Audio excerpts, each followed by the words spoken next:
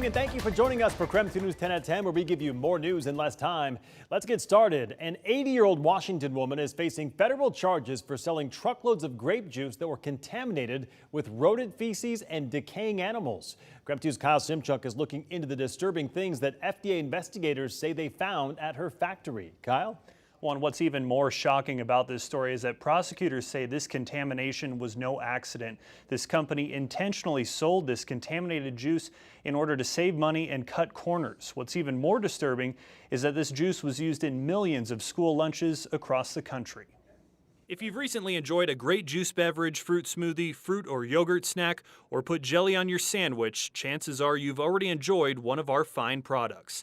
That's a quote from 2015 we found on Valley Processing Inc.'s website, years before the factory was ordered to shut down, years before FDA inspectors found this.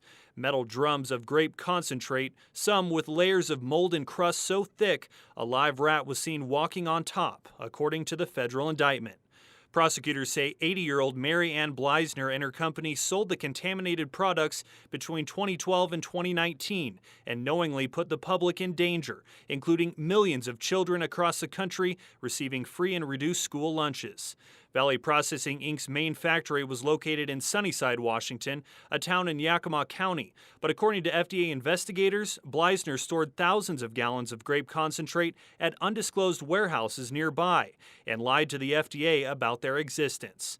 According to court documents, Valley Processing would mix moldy, rotten concentrate with fresh product in between harvest seasons. Some of the concentrate was stored outside and at room temperature for several years.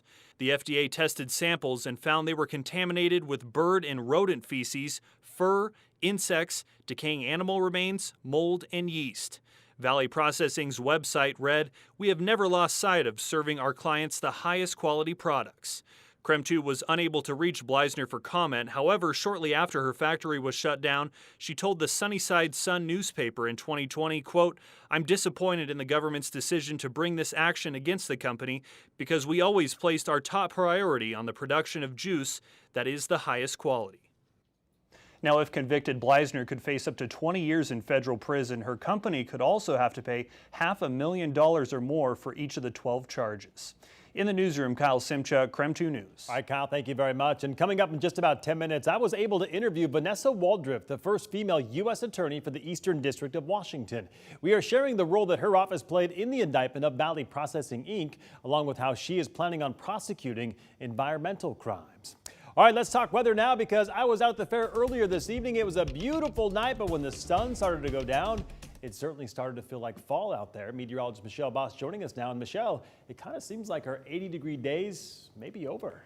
I'm always afraid to say that they are because, you know, we'll get one random one in the next couple of weeks and it'll come bite me in the back. But, you know, we're going to get more fall-like days for this weekend. You're going to get more of that fall vibe. Our air quality has been improving for much of the day as well. We're still holding in the moderate category and will likely stay there tomorrow. I'll explain why in just a minute. But right now, the latest AQI does put us in the moderate category with an AQI of 76. Taking a look at temperatures, they're starting to cool down. We have readings right now in the lower 50s up in the North Idaho Panhandle, 60 degrees in Spokane, 54 in Coeur d'Alene. Taking a look at satellite and radar, partly cloudy skies across the region. We have just a few lingering light showers right along the Canadian border, but otherwise looking at dry weather overnight and for tomorrow. Here's a look at the short-term forecast. Partly cloudy for tonight. Our lows dropping down into the low to mid 50s, and then looks like one more day in the lower 70s tomorrow. A little bit breezy, and then more clouds show up and highs in the 60s for the weekend. All right, Michelle, we'll check back in with you later in the show. Thank you very much.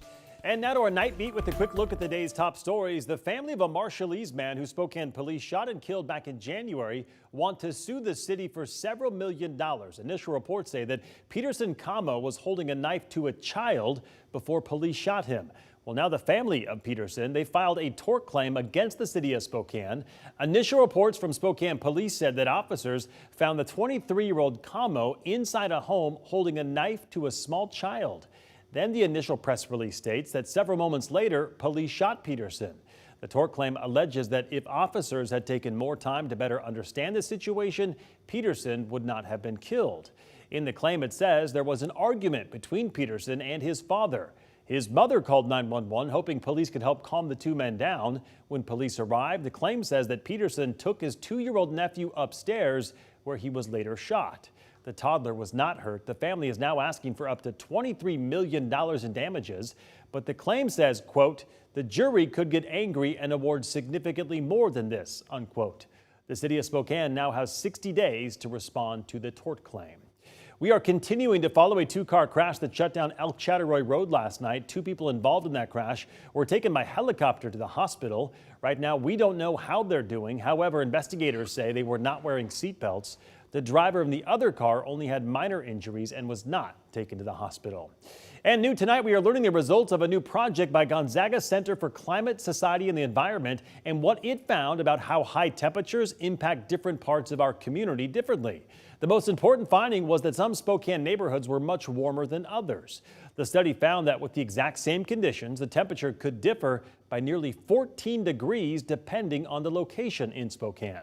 Gonzaga says the temperature difference was a direct result of what's called the urban heat island effect, which shows how urban environments can both mitigate and exacerbate the impacts of high temperatures.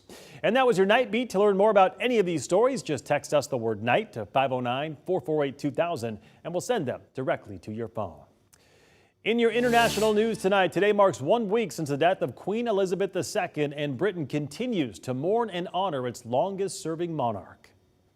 She was my age when she became queen, and I can only imagine how much she had to learn and sacrifice for that. William and Kate, the new Prince and Princess of Wales, stepped out to greet well-wishers at the family's private estate in eastern England. This comes a day after leading the procession behind his mother's coffin to Westminster Hall, where her body now lies in state for the public's outpouring of gratitude. Tomorrow, the king and his 3 siblings will hold a 15-minute vigil around the Queen's coffin, and on Monday, they'll accompany it to Westminster Abbey for the funeral. By then, hundreds of thousands of people will have had their moment at the Queen's side to say their goodbyes.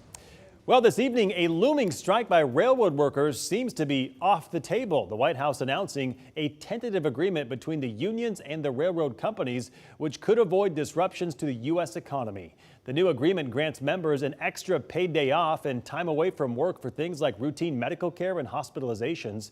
It also contains a 24% wage increase, bonuses, and health care cost caps.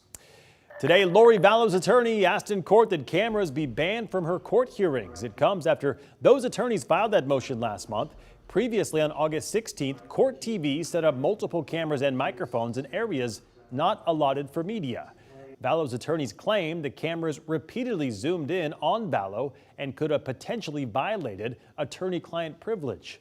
Today, the judge concluded the hearing with no decision made on whether cameras would or would not be allowed. That decision will be made at a later date. Of course, we will keep you updated on this case as soon as we learn more. At this hour tonight, a replica of the Vietnam Veterans Memorial is now in Liberty Lake. The half-size replica has toured all 50 states since 1984. Its stop in Liberty Lake will be the only one it makes on the west this year. The memorial will be located at the Pavilion Park in Liberty Lake starting tonight, and it'll be there through September 19th. When you think about some of the friends that are on there and how they ended up on that wall, it's pretty tough to think about. The Vietnam Veterans Memorial is open 24 hours a day and is free for all visitors. In other Northwest news tonight, WSU is seeing their enrollment drop 7.7% compared to last fall. This comes as the university is dealing with the lingering effects of the global pandemic and a sharp reduction in the number of students attending community college. In total, it was a reduction of just over 2,300 students since last year. WSU says it's the 3rd year in a row they've seen enrollment dip. And that was your KREM 2 News 10 at 10, where you get more news in less time, but don't go to bed just yet. After the break, I was able to chat with the U.S. Attorney for the Eastern District of Washington about her selection to a committee that's focused on prosecuting environmental crimes. A story coming up in just 90 seconds.